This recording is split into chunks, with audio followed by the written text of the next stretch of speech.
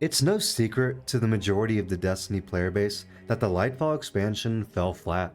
Whether that was because Bungie didn't want to skip a yearly expansion release and needed more time for the final shape, or simply because the content we got wasn't all that interesting. Looking back at the reactions to the Lightfall showcase, most of the community was interested and excited for what was going to drop. Many people, myself included, were fooled by what we thought would be a great expansion setting up the final shape. That's why it's so much more important to take a look at everything we know will be in the final shape, and figure out if it will fall flat just like Lightfall, or truly wrap up the story of the light and darkness that has been building since the release of Destiny in 2014. Keep in mind that this video will be somewhat opinionated, and while I'm going to keep an open mind, or at least try to, it's important not to make the same mistake that the majority of the community made when overhyping Lightfall. So, will the final shape fall flat? Let's take a look at everything we know and try to answer that question. Since Bungie separated from Activision, starting with the Shadowkeep expansion, there's been a significant decrease in the amount of exotic armor and weapons that are introduced into the game. Many players accepted this since Bungie was at this point no longer backed by tons of cash and extra studios to develop content. Although I imagine there are still a few exotics that Bungie is keeping hidden away for the release, there aren't too many exotics releasing with the Final Shape expansion. Starting off, Bungie has shown off returning Destiny 1 exotics that will be in the final shape. The first one is the Kvostov 7Z0X exotic auto rifle, which was known for being extremely customizable, which meant players could change it to suit their own personal needs. I could see the Kvostov coming back as a craftable exotic, or simply just having a ton of perks to choose from without being craftable. The next exotic returning from Destiny 1 is the Dragon's Breath rocket launcher. The weapon could be shot and have the rocket detonate on release of the trigger, unleashing a devastating canister of fire upon the enemies below. The Dragon's Breath model is already in the game with the Hothead Vanguard rocket launcher, but its unique paint job would allow it to distinguish itself. The final Destiny 1 exotic returning is the Red Death exotic auto rifle. This exotic would heal the player and speed up reload on kill, and I'm curious to see how Bungie changes it upon its return, since it's essentially in the game with the Crimson hand cannon. The other exotic that has been announced is the already introduced Tessellation exotic fusion rifle, which players can acquire by pre-ordering the final shape. This exotic allows you to consume your grenade for a high damaging AoE fusion rifle shot. There are two more exotic weapons that have been hinted at. One is a weapon that was described as a golden gun if it was a sniper, and the other is a possible trace rifle that shoots out a traveler beam. But other than that, the only other weapons we know of are the new weapon types, which involves a new auto rifle support frame with healing rounds, and a new legendary sidearm frame which can shoot rockets instead of normal bullets. While the weapons announced are exciting, no new exotic armor has been revealed, and it seems Bungie is keeping everything close to their chest since they don't want to set themselves up for failure like they did with Lightfall. Speaking of our arsenal, new supers are being added with Lightfall. I will say I set myself up for failure as I was stupid enough to believe the fake leaks going on about the red colored super, and finding out that wasn't true or real, and seeing what we are getting was a bit underwhelming. Now what are we getting for supers? Starting off with the Titan, they are getting a new Void super variant called the Twilight Arsenal. When Titans pop their super, they can throw up to 3 Void axes, killing enemies they hit. After this, the Void axes linger on the ground and can be picked up by nearby guardians. These axes seem to be good for ad clearing, but not the best option for boss damage, unlike what the playtesters said. Oh yeah, easy access.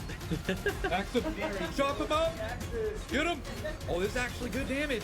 Yeah, look at that, that is insane. For Warlocks, they are getting a new solar super called Song of Flame. What seems to be inspired by the Radiant super from Destiny 1, upon activation, their abilities become overcharged, dealing more damage and are able to be used much more often, at least during the super.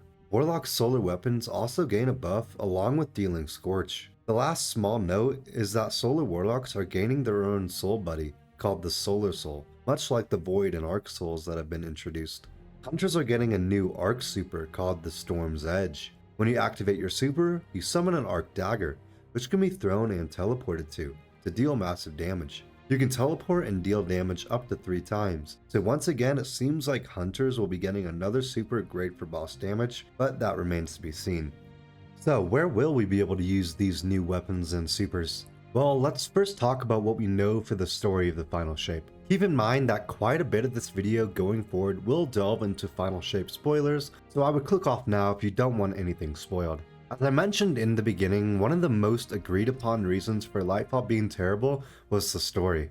Very few people cared about the new characters introduced. Osiris was, in my opinion, starting to be overused and no longer as interesting as he used to be. And the story really made no sense and felt disconnected from the main threat of the Witness.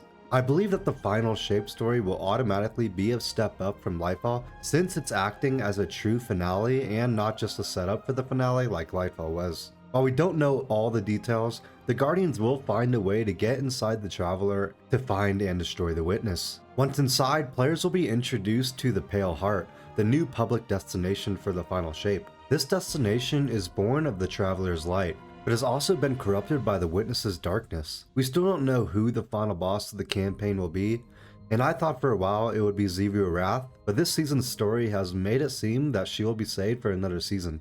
Instead of finishing the Witness in the campaign, we will instead take them down during the raid, with Bungie saying the true conclusion of the story will take place during and after the completion of the raid, which gets me excited as Forsakens kinda did the exact same thing, and that's definitely one of the greatest expansions to have been released. Speaking about the public destination called the Pale Heart of the Traveler, this area is curious as Bungie mentioned it's much more linear and has a clear path to follow. Now, public destinations in Destiny have largely followed the same format of multiple hubs combined by small areas to traverse to each one, and I'm wondering how this format will change in the Final Shape. What's curious and a bit exciting is that the farther players travel into the Pale Heart, the more unsettling and dangerous the destination will become. Alongside the destination are the new enemy types, the Subjugators, which act much like the Tormentors introduced with Lightfall.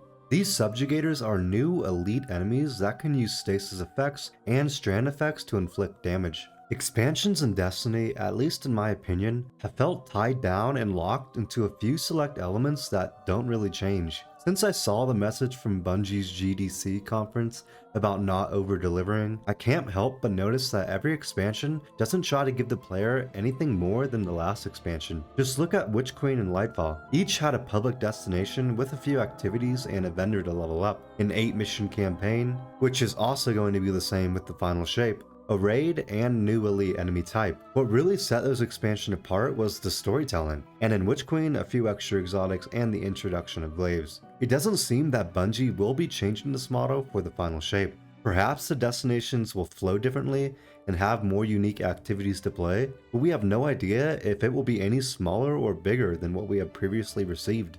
Which is why I should state one last time that Bungie seems to be hiding and keeping quite a bit secret compared to what they showed for Witch Queen and Lightfall. They know they need to meet expectations for this expansion, which does give me hope for what they're bringing to the game.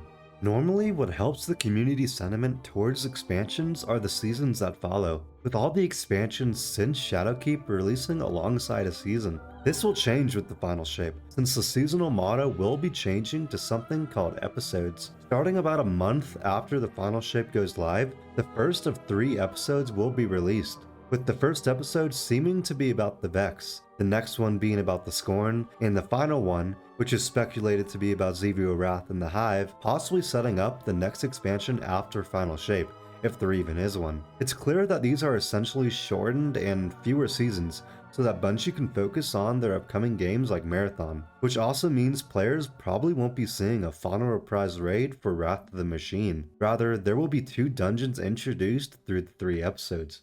For the Final Shape not to fall flat, the story truly has to succeed.